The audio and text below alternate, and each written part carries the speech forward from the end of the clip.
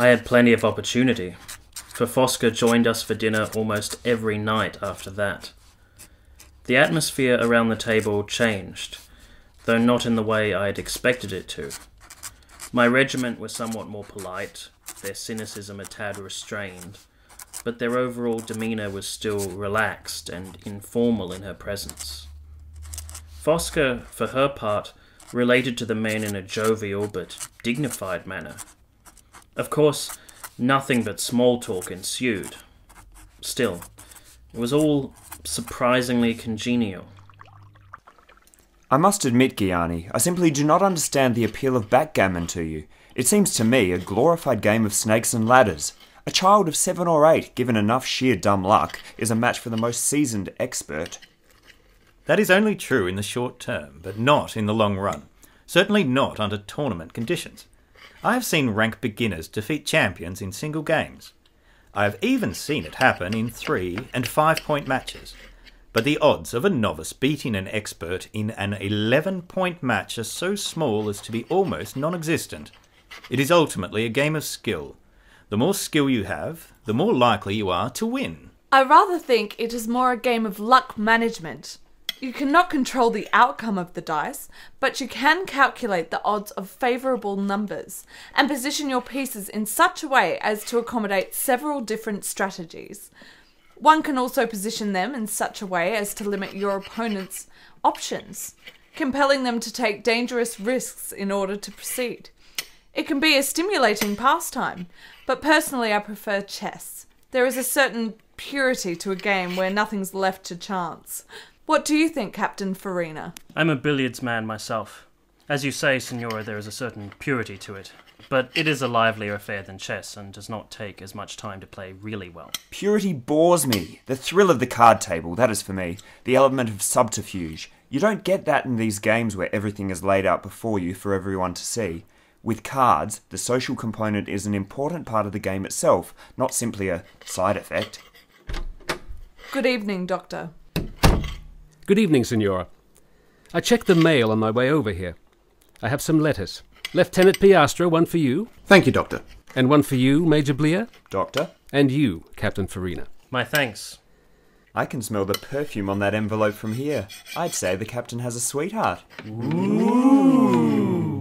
A lady too, to judge from the flowery scrawl. Claire, is it? Clara, actually. And no, she's not my sweetheart. She's my, sister-in-law.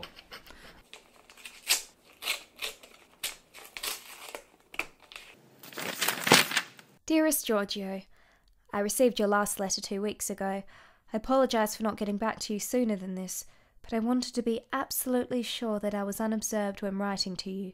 With Armand, Etienne, and our other lodger back on the premises, I seldom get a moment to myself. I appreciate your discretion in addressing the letter to both Sal and I, only expressing your affection to me in innocuous terms.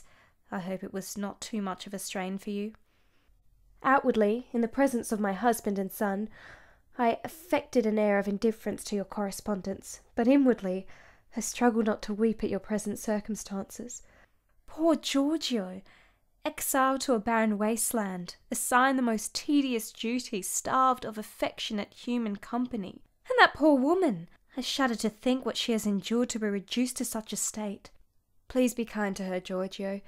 It sounds as if she may not be long for this earth, and that you may be the closest thing she'll ever have to a friend in these final days of anguish. Hearing of your deprivation and this Fosca's pitiful condition almost made me feel guilty for the sense of loss that was ever present in my thoughts since your departure. I, who have been living in a state of pampered luxury by comparison, surrounded on all sides by loving, affectionate people, what right have I to be sad? Yet, as I sing a lullaby to my son at bedtime, watch him slowly sink into the state of blissful surrender, I wonder what it would be like to fall asleep in your embrace, or to wake beside you in the morning, gaze upon your slumbering form. How would you seem then? The day before yesterday I took Etienne with me to the market, and we walked past a vendor of church images. Among his wares was a lithograph in shades of rust and brick red, which represented your namesake, San Giorgio, on horseback in the act of slaying the dragon. It made me positively beam with happiness. But when my son asked, I could not say why I was smiling so. I wish I had more exciting anecdotes to regale you with, but my life has settled back into the same dull domestic routine as before I met you. The fuchsias have now bloomed, and I have enclosed a crushed specimen for your collection. Also, another memento. Yesterday my hairdresser cried out, "Oh, Signora, a grey hair!" I asked her to tear it out, and the woman told me that the first grey hair thrown into the waters of a lake is transformed into an eel, for so her mother had told her as a child. Perhaps you can test the validity of this thesis the next time you walk through the garden with Fosca. I've also placed a kiss on the sheet of paper.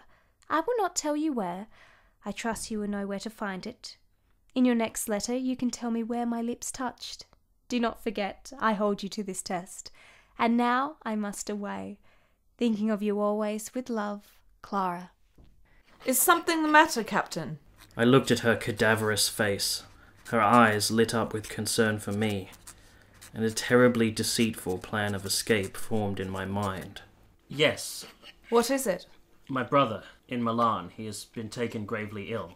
Colonel, I would like to request 4 days' leave to see him. Is it really bad then? It sounds mild, a latent case, early stages, Well, but... 3 days then. You know, if you had asked me in my office, I might have refused. After all, you've been here less than 2 months. You plan to leave tomorrow? On the 4 o'clock train. Very well, I shall leave instructions with the cook to prepare an early meal at 3 for you alone. Really, there is no need. Stuff and nonsense. The food they serve at the Hunter's Rest isn't fit for my horses, let alone a man serving in my regiment. You will dine here tomorrow. Very well, sir. Giorgio! It's coming!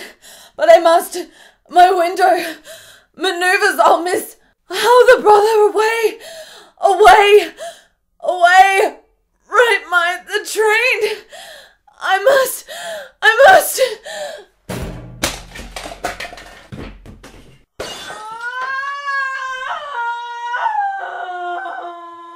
Stand back, gentlemen. I'll hold her down. Captain Farina, do you have a clean handkerchief on your person? Handkerchief? She has to have something soft to bite down upon, or she'll chew on her tongue. Oh, right. Is this the first time you've seen someone have a seizure, Captain? Yes. Quite a sight, isn't it? She'll be like this for another 15 minutes or so, probably. Then she'll settle down, and the Colonel can help me carry Signora Fosca back to her room. Well, at least the captain has reached the final stage of initiation here at the base, before taking his leave of us. Jolly nerve-wracking seeing it for the first time, I do remember. It was an horrific sight. And yet, for the life of me, I could not avert my gaze from the spectacle of this undead creature thrashing about as if possessed by diabolical, satanic forces. Everyone else around me reacted as if this were some minor inconvenience, a slight disruption to their dinner, and nothing more. I couldn't get out of that madhouse fast enough. Each hour that passed before I could depart on the train was an agony. As I stood at my post, thoughts of the creature would not leave my mind. In vain I tried to recall happier days with Clara, but always they were drowned out by the wild, animalistic screams of Fosca echoing in my mind. It was in a state of relief, mingled with euphoria, that I arrived at the station. I was all set to board the train, when a woman dressed head to toe in black, her face concealed behind a veil, tugged at my arm. Giorgio! Signora Fosca, what are you doing here? I came to comfort you, to reassure you after my display last night, and to say goodbye before you leave. You needn't have troubled yourself, Signora. I will only be gone 3 days. Still, I'm glad to see that you have recovered. Recovered? Infirmity is my normal state, just as vigour is yours. To recover completely from this cursed affliction would require an act of God. Forgive me my poor choice of words. As things stand, I'm not certain I will still be alive when you get back. The doctor has ordered me to stay in bed, but I had to see you this one last time. What? So no one knows you're here? You told me to rejoice in all that was beautiful. You are beautiful, Captain. In this land of waste and decay, you are all that is unsullied, handsome, strong, and pure. My window overlooks the courtyard, and many is the time I have gazed out upon it to see you and the other soldiers practicing manoeuvres, half hoping that your gaze would turn upward and meet mine, so that I could wave at you, and you would smile at me in return, half dreading the possibility that you might see me, only for your eyes to dart away with unease, as I can see they are now. I do not like where this is going. Once, my dreams were consumed with thoughts of death. I felt myself falling, being laid into the earth. But now I dream I am lying naked in a sun-drenched meadow. I am in the fullness of health, as are you, lying beside me. As I awake from the dream, I caress the most tender, sacred parts of my body, and I imagine that it is your hands upon me. Please, Signora, we're in a public place. So they will see me. I don't care. I adore you, Giorgio.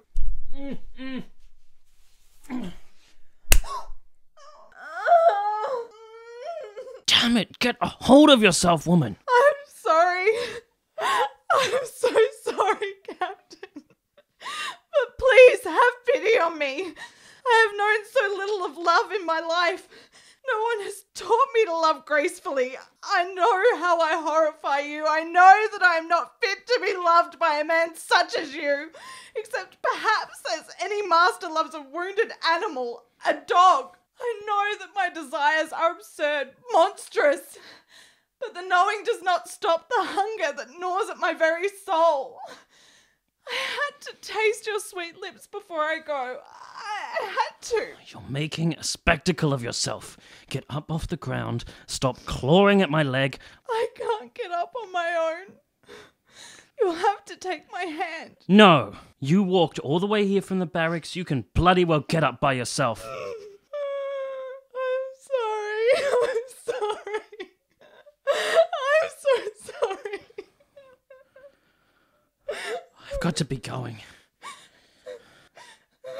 Fosca, I understand your frustration, your anguish. Really, I do. I'm sorry that you're ill. I'm sorry that you're lonely. But I can't give you what you want. I don't feel that way about you. I'm in love with someone else. Clara, she's not your sister-in-law. She's your mistress. And it's her you're going to see, not some fictitious brother. How do you know? You're a very bad liar, Giorgio. Fortunately, the others all read your nervousness as grief. But I am too well acquainted with grief to be fooled so easily. Oh, I see. I could tell them all while you're really going. Go ahead. If your cousin discharges me from this unit, then I'll thank him for it. Are you going to despise me now? Only if you persist in this madness. Listen, Fosca, I would like to be your friend, if you'll let me. You have a rare mind. You're a wonderfully stimulating conversationalist. Truly, you are. But I can't be any more than a friend to you. All right? All right. Now give me a hug before I go. A hug? Friends are allowed to hug, aren't they? Yes, oh yes. I promise I'll bring back some more books from this trip to Milan. More books? Oh, you are a good man, Giorgio. Farewell on your journey. Until we meet again. Bye. Goodbye. Why did I extend the hand of friendship to her? Why, after she had thrown herself upon me with such mad, unhinged fervour? Why did I not simply walk away? That might have been kinder.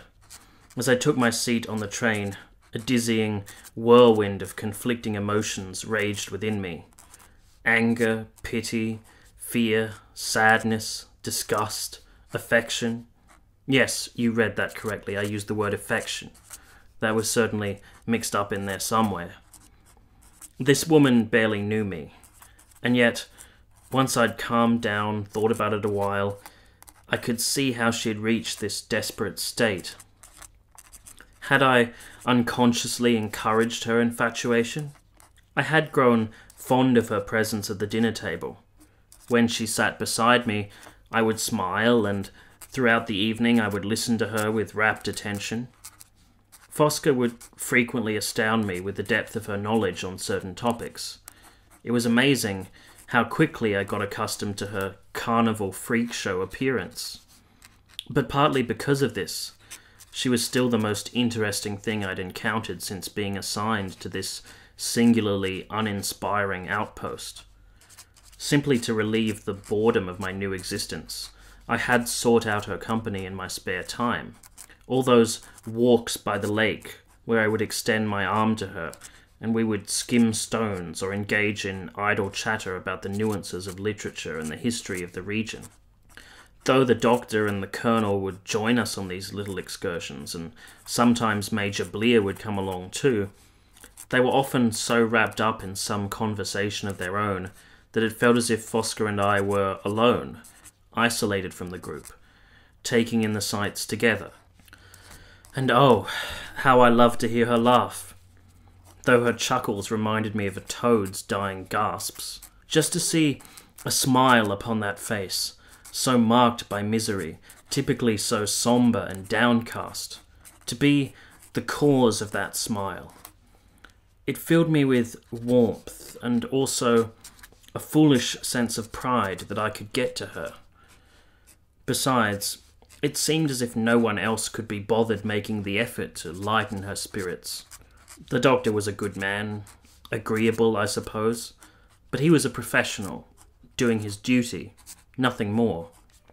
If she really was dying, and this fatalism was not just a product of female hysterics, then I wanted to offer what comfort I could to her in this difficult time. One would have to possess a heart of stone not to be moved by her plight. I resolved that I would forgive her this outburst, born of desperation. After all, had I not very recently thrown myself upon the mercy of a woman in a manner only slightly more sophisticated than this? The day after I arrived in Milan, I came to call at your house, half an hour before you were due to return home from work. Giorgio? Giorgio! Upon the sight of me, Clara forgot herself, threw her arms around me, kissed me long and full on the lips as tears streamed down her face. If the maid had seen us then, all of Clara's carefully planned subterfuge would have been undone in an instant. But fortunately, no one was there to witness her lose control. Though her behaviour invited calamity for us both, again, part of me felt a foolish sense of pride that I could inspire this woman to break character in such a way. We arranged to meet the following afternoon at my hotel. I'd spent more money on a room than I really should have, to ensure that the few hours we spent together were as comfortable as possible. This was not like the times before. Clara was in a serious, reflective frame of mind. She made love to me then, not with the wild, giddy exhilaration of an adolescent, but as a woman, tender and slow, savouring each caress, drawing out every moment leading up to the final, blessed release. There was no laughter and indulgent feasting afterwards. We simply lay together, cuddling and talking. Her words of love were bittersweet. Oh, Giorgio, how I've missed you. To be held in your arms, so strong, so gentle. This touch that both comforts and emboldens me. My love.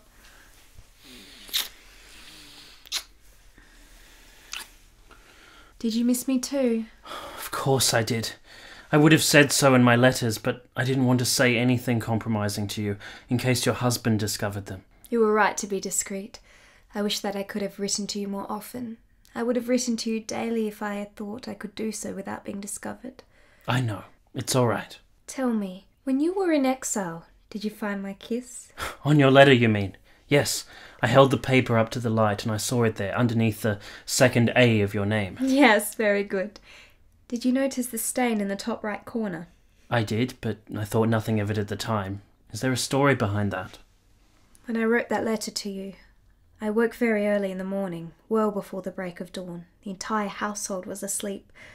I wrote to you by candlelight, on the balcony. A moth was drawn to the flame.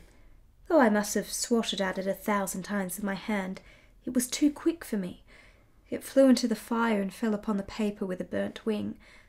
I never understood till now why they did that, why they are so drawn to the fire that has the power to destroy them completely. Oh, how I wish that I was so brave, to give myself over completely to something. But I have a coward's heart. Clara, Clara, shh. You mustn't think such things. Believe me, there is nothing gloriously romantic about throwing your life away. When you've seen what I've seen, dozens of brave men, their bodies piled up in a pit, left to rot in the dirt without ceremony, you learn it is the living that matters, more than anything else. More than love, even. You really think so? I know so. Clara, you have sacrificed so much already, risked so much. It's more than I deserve. I'm not greedy. I don't think I'd want you to give everything of yourself to me. To be honest, the prospect frightens me. You are a better man than you give yourself credit for, Giorgio. I've missed you so very much. But all those weeks of heartache, wrestling with a yearning I could not express, they seem a small price to pay for these few hours of tenderness now. Oh, captain of my heart!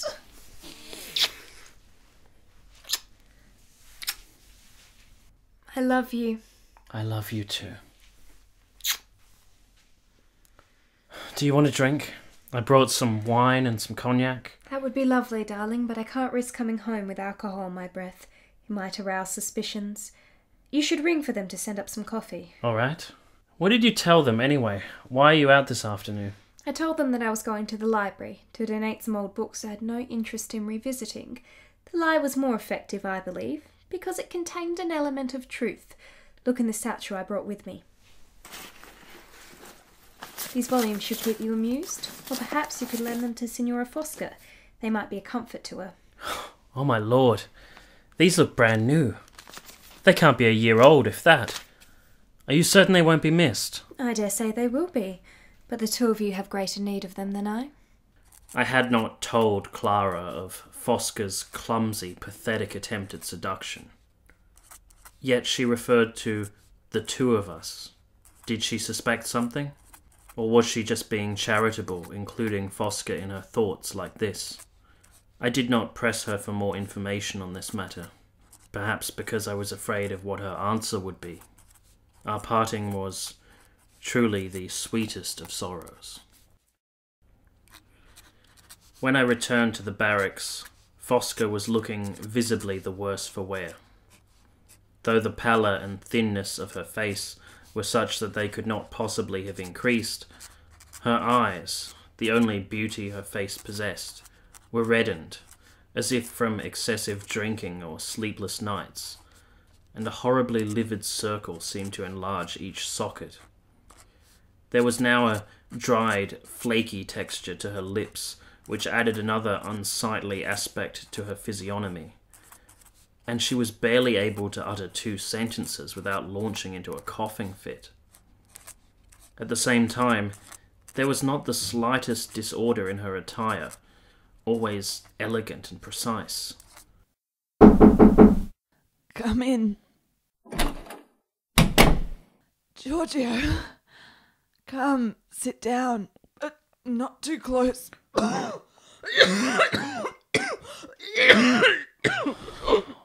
Fosca, I'm sorry. I'm so sorry. What for? It isn't your fault that I am the way I am. I misjudged you, just like all the others. You seemed so hearty, so together when I last saw you. I underestimated the severity of your illness. You thought I was acting out to get your attention? The thought had occurred to me, yes. Well, I suppose I was very theatrical with you the last time we spoke, wasn't I? Rather. Has there been any talk about town or at the barracks about what happened? Not that I'm aware of. I have told Dr. Antonelli about what I did. I told him that you responded very sensibly, that you were the perfect gentleman about it. He said he would keep it under his hat, but if rumours began to spread, if any doubts arose as to your honour, he would vouch for you. Thank you. That's very reassuring. If word got out, I doubt that it would reflect badly upon you anyway. Due to my ugliness and infirmity, no one would suspect that the dashing, handsome Captain Farina was the one who had any amorous designs. You're probably right there. Still, this is not something I would like repeated. I understand completely. There will be no more outbursts like that. Good. If you don't mind my saying, you look as if you could use a drink, Signora. I bought this bottle of cognac to have with my lady friend in Milan, but she didn't feel like it. Would you care for some? God, yes. There are some glasses over there on that table.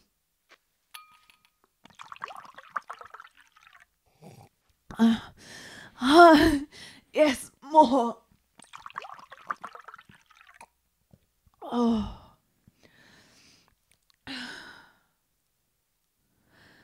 Did you amuse yourself greatly in Milan? It was pleasant, I suppose. Better than I had any right to hope for. But things did not go according to plan. Clara, my reason for being there. I could only be with her for 3 hours, and she was in a melancholy mood. Clara. I knew a girl called Clara once, in school. She was a beautiful girl, with an aquiline nose. Dark, she was always smiling. Is your Clara dark too? Yes. Is her hair like mine? The same shade, but hers isn't straight, it curls. And does she sing? With the voice of an angel. Why, could it be that... No, it couldn't. My Clara died at 15. Drowned herself. I was the one who found her body floating in the fountain. Oh, my sympathies, Signora. That could not have been easy.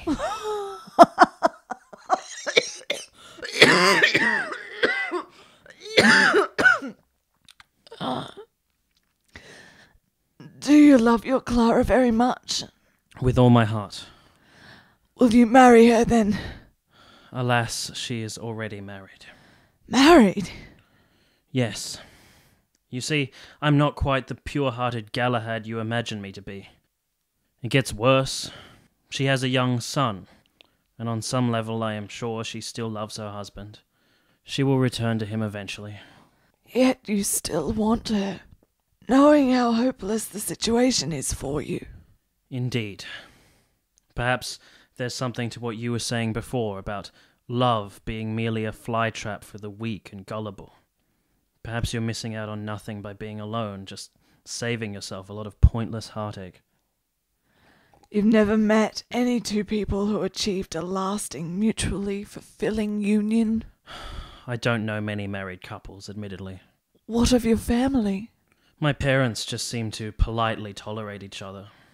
I can count on the fingers of my hand the number of times I've actually seen them be affectionate to each other in my entire life. My sister and her husband constantly argue. It doesn't seem to bother them much. It's like a part of their daily routine. Perhaps it gives them an added zest for sexual intercourse. I've heard argument can be quite effective stimulus in that way. Really, Signora? I'm sorry if I was too forward. We can talk about something less personal if you like. I brought some books back with me, from Milan. I hope they are to your liking. Oh, Giorgio! These are so beautiful. Leather-bound, gold lettering on the covers and everything. You shouldn't have. Well, what are friends for, eh? I shall treasure them. I'd better be going now. Hopefully I'll be seeing you again at dinner. You certainly shall. All the same, could you leave the bottle? Of course. Yet she did not come to dinner that night, or the night after that, or the night after that, or the night after that, or the night after that. Instead, we were assailed by a series of deranged concertos, occasionally brought to an abrupt halt by the onset of a seizure and all the usual kicking and screaming.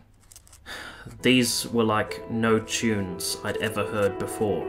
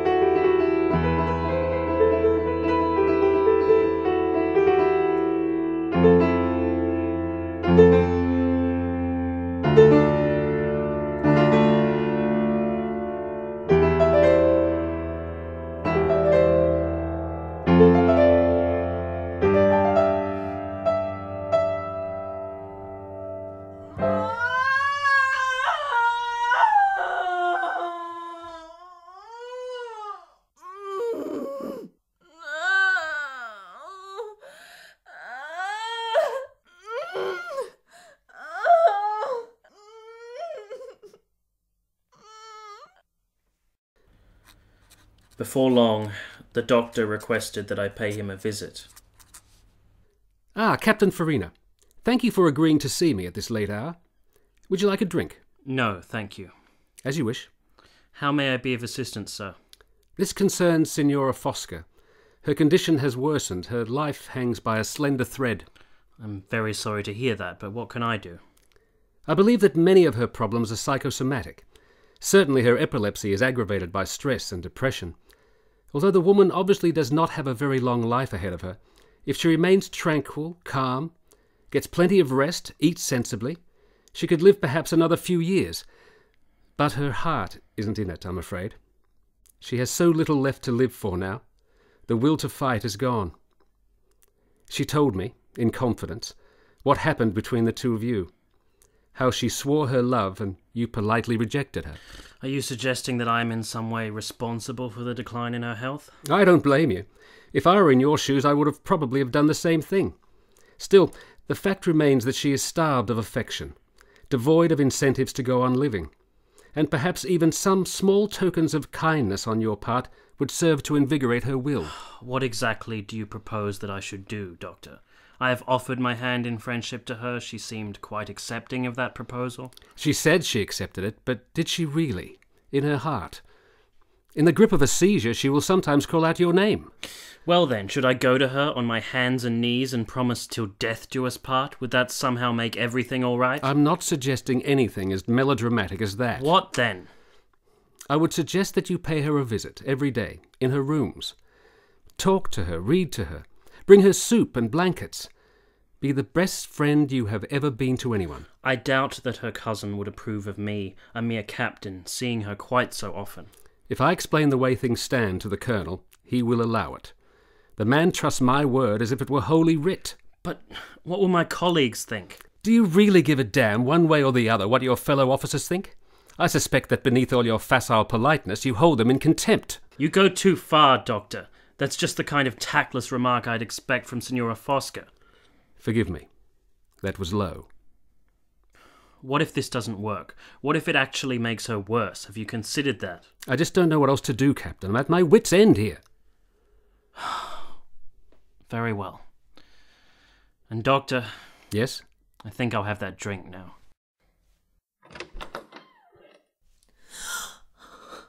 Don't be afraid, it's only me. Oh, Giorgio! Giorgio, come in! Oh my God, Fosca, you look so... I'm sorry. I'm so No, sorry. You're honest as ever. Please take a seat. I knew that you'd come to see me eventually. Such is the way of things when someone is about to die. People want to settle accounts with the doomed soul before they depart from this earth. Really, you mustn't say such things. Why not? It's the truth, isn't it? Well, it doesn't help. Brooding over things you can't change. Better to think of what you can do now in the time that's left. Well, you're here now, and I can think of nothing else. Oh, Giorgio, do you forgive my pleading for you to come to see me once more? Really, there is nothing to forgive. I'm just surprised that you didn't ask sooner. Oh, you have such a tender heart. I wonder what you would do to comfort me. Whatever it is in my power to do. Really? Anything? You see those lilies there on the nightstand? Yes. Take them in your hands and one by one kiss the petals. Do you mean like this? Yes, yes. Now pass them to me. Let me kiss them too.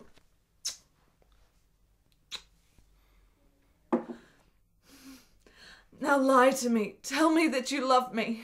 You want me to lie to you? It's not so wicked if I know you're lying to me, is it?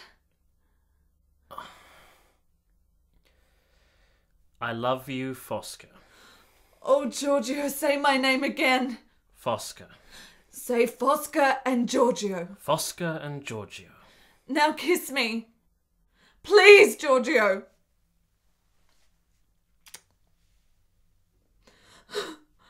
Oh, this moment wouldn't obliterate all my life's anguish, but it would be such a blessing to die happy in your arms by your kiss. Wouldn't you be happier alive?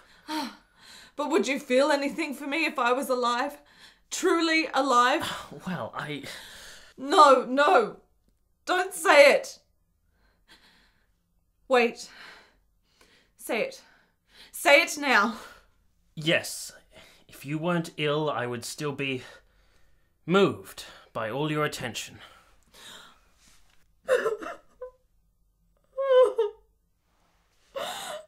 Oh, you poor man. Poor man. I know you can feel nothing but pity for me. I know my demands upon you are irrational, unreasonable. But I can't stop myself. I am wicked. You're not wicked, Fosca. Then what am I? Desperate, lonely, unfortunate. If I were in your shoes, I don't honestly know if I'd have behaved any better. Thank you, Giorgio. But there is something you could do for me. Something honest, entirely within the realms of propriety. What is it? You see the lamp by the writing desk? I had begun to set down the story of my life to be delivered to you after I died. I remember how you said you knew people. I had a friend who wrote for newspapers. I thought that it might serve as a cautionary tale for young ladies. A warning not to make the same mistakes I did. I had started writing before this latest bout of seizures, and I attempted to recommence my narrative this morning, but I felt so weak, and I couldn't stop my hands from shaking as I recalled each painful memory. If you can find it in your heart, would you be able to write as I dictate? Yes, of course. Gladly. Is this what you've written already? Can you read my handwriting? I think so. When I was a child, I had a habit common to all children, and for which I was often reproached. I would close my eyes and rub them with the back of my hand until I could see sparkles, objects of every shape and colour, but all confused, entangled, and changeable. I feel that way now in my mind as I put pen to paper, trying to translate my memories into words. Yes, that's it. Start from there. All right, just give me a moment.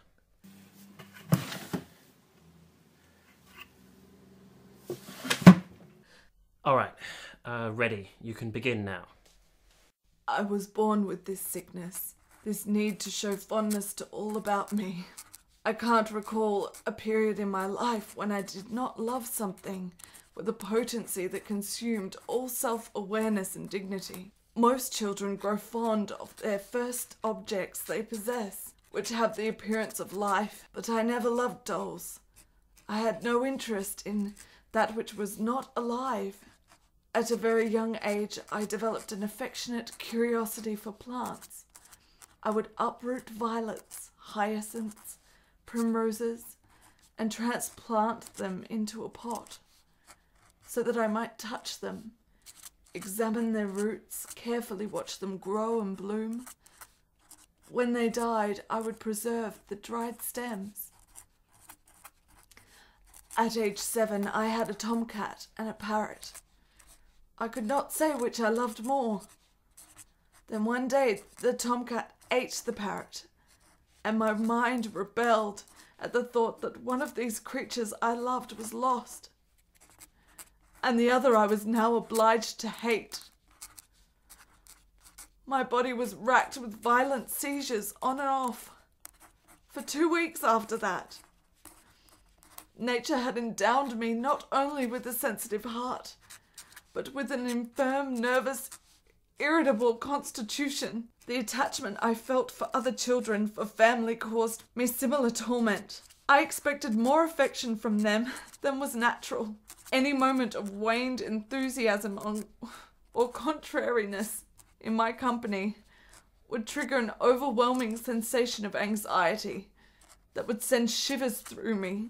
My nurse, who I loved as dearly as my own mother, was required to lodge with me until I was 12, for whenever she took leave of our house, I would sink into a black depression, and the seizures would return with a vengeance.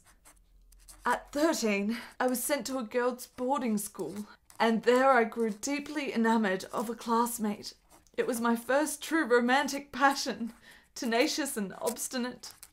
Daniela was her name. She was a good girl, thoughtless, carefree, giggled frequently, very pretty, as different from myself as it is possible to be. Perhaps unconsciously, that is what drew me to her. I recalled that I used to wake at night to watch her sleep, and spent many hours beside her bed, in my nightshirt, shivering with cold, but smiling in admiration of her beauty. I stole handkerchiefs and ribbons from her drawers, and kept them on my person, simply because she had touched them. Although she befriended me, this poor girl did not realize the depth of my affection until one day I attempted to kiss her. She responded with pitiless anger and disgust, as in tears. I proclaimed my love for her. Are you getting all this down? Yes, Fosca. Please continue. Soon afterwards, my tears drew the attention of Clara. She was 2 years above me and had recently suffered a similar rejection. We sought solace in each other's arms. She was like me, rash, impulsive, outspoken, but also beautiful and funny. She made me feel emboldened when I was with her. It seemed like I could do anything I wanted. She was more than my friend, more than my lover. She was my second, better self, but also a kind of mentor. I remember how we would steal away into the woods that surrounded the school and make love amidst the fallen leaves. She would pleasure me with her hands, softly stroking my body with such a reverential delicacy that for those few precious moments I felt as if I were truly beautiful. But her smile masked a soul in torment. Though she struggled hard, she was unable to reconcile her feelings for me with her deeply felt faith. The strain was so great that she saw no way out other than to take her own life. So I was removed from school in disgrace after only a few months. I had not yet turned 14 when I fell in love again, this time with a man of 40, a district judge who was a friend of my father's. He would visit our house at least once a fortnight. I would rush to greet him at the door, hug him, kiss his cheek, take his coat, and I would sit in rapt wonder as he and my father discussed the most important topics of the day.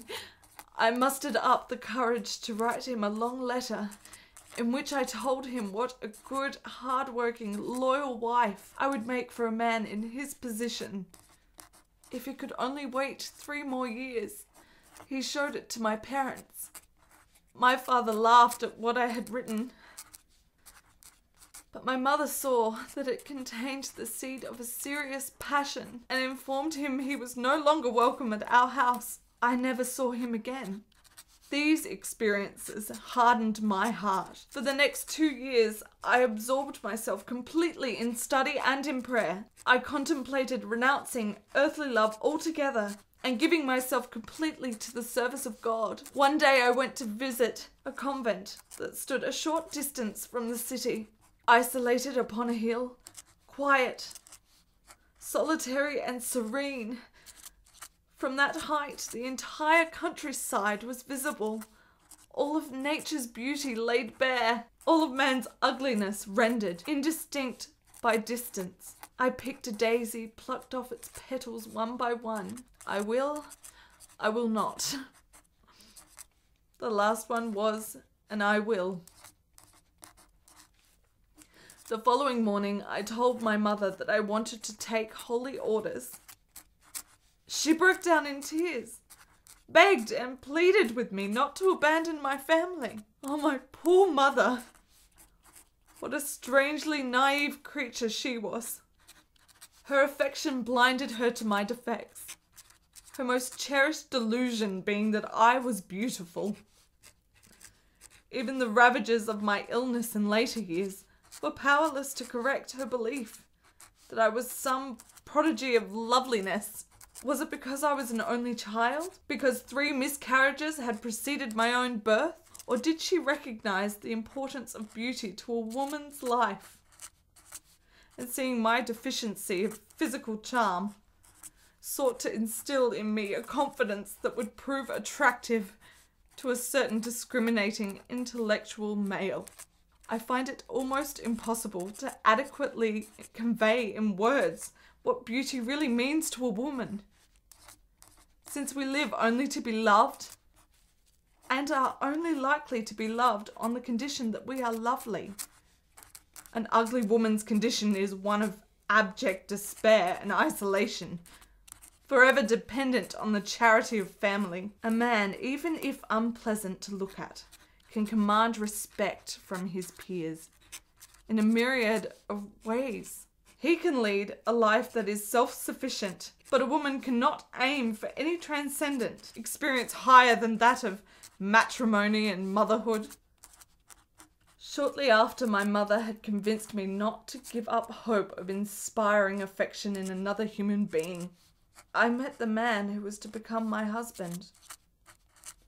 At that time, my cousin, who was a major, had obtained a year on reserve and was staying with the family. He was orphaned as a child, and my father, who was not actually his senior by many years, cared for him like a son.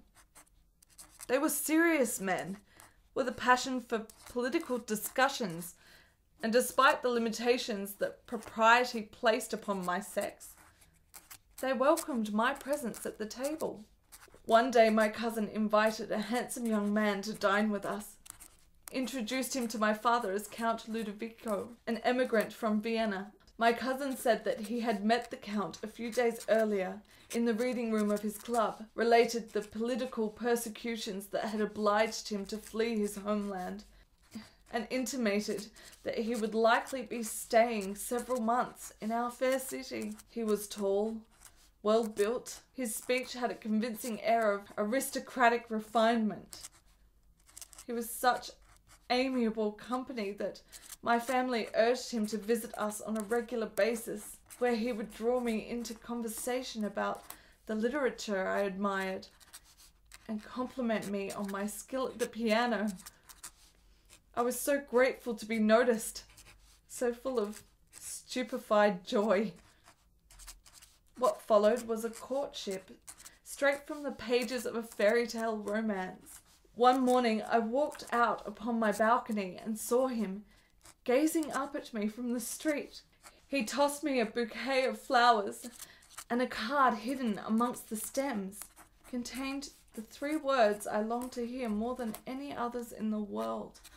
There were more gifts to come, carefully timed to endear him to me even more by degrees, and long letters waxing poetical about my noble spirit, my beautiful soul. Soon after we were married, and my family voiced no objection. So thoroughly had he charmed all of us. We set up house in Turin, where he claimed to have connections with politicians who had helped him obtain a lofty position. I thought of nothing but him. Being loved by this man seemed to be the fulfillment of a dream. Though I was initially awkward in his embrace, he was tender and patient as I learnt how to properly use my body to physically express the desire I felt deep inside. In his arms, I attained heights of ecstasy that no amount of reading could have prepared me for. So I was completely enthralled to him when, a month into our marriage, he told me that the Austrian government had attempted to seize his assets, and in order to prevent them from repossessing his family estate, he would need to collect a portion of the dowry from my father. I wrote to my family, asking them to pay the sum, and I gave him all my jewels, sold all my most expensive dresses. As soon as the money was secure within his grasp, he left the country, and I never saw him again. My cousin travelled to Austria in search of my husband. He discovered that the real Count Ludovico was a sickly old man, and that I had pledged my heart to an impostor. I was pregnant with the rogue's child, and despite the wretchedness of my situation, I welcomed it. I hoped that perhaps through motherhood, a purer love would be born from this corrupt, illegitimate union, but it was not to be. My constitution was not strong enough to bring a child into this world. The baby died, and the birth nearly killed me too. The shock of all this was too much for my father's delicate heart, and he died soon afterward. My cousin, who believes himself responsible for my misfortunes, as it is he who introduced me to my husband, took me in, and he has provided for me ever since. There, that is my tale. What do you make of it? May I be honest with you, Fosca? Yes, but please be gentle. It's a promising first draft, but this is not ready for publication. Your self-analysis is thorough and unflinchingly honest, but you might want to consider being more discreet about certain details and toning down some of the more flowery language that you use. And there needs to be more... More what? More moments of light to balance out the moments of darkness. More detail regarding the people in your life who have supported you. More nuance, basically. I see. Will you help me in editing this manuscript? As more memories occur to me that I can set down on paper. If my duties permit it, then yes, I will. Good. I look forward to speaking of my writing with you again. Now please come sit beside me once more. Oh, and open the curtains.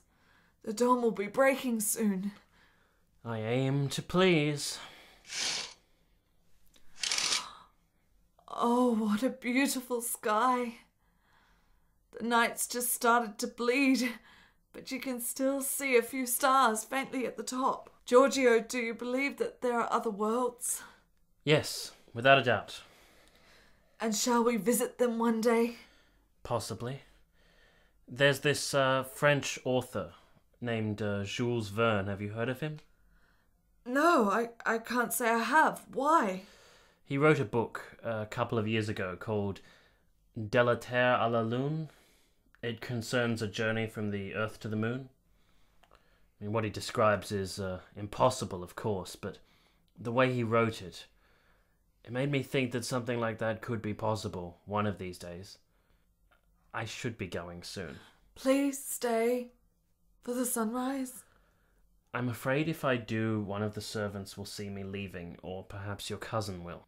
Didn't you once mention to me that you had sisters, Giorgio? Yes, I have one older sister. Do you ever kiss her goodbye? Occasionally. Kiss me goodbye as you would kiss her.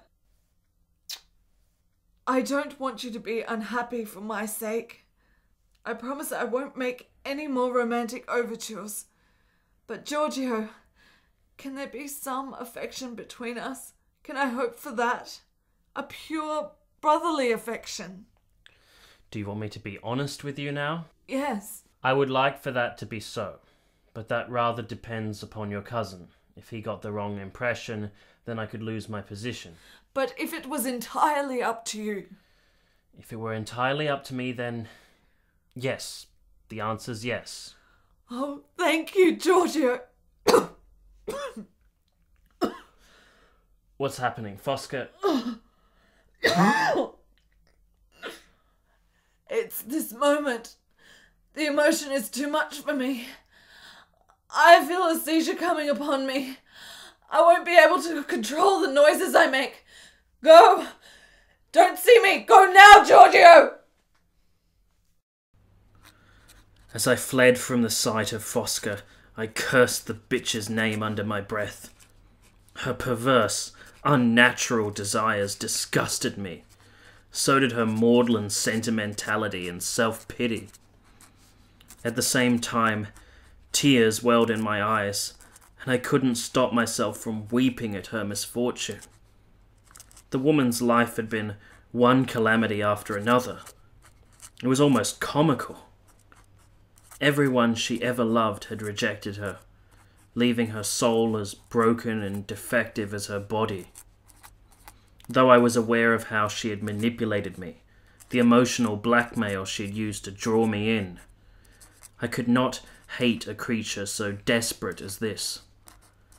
I wanted to save her, despite the fact this latest drama had revealed her mind, as well as her body, was damaged beyond all hope of repair.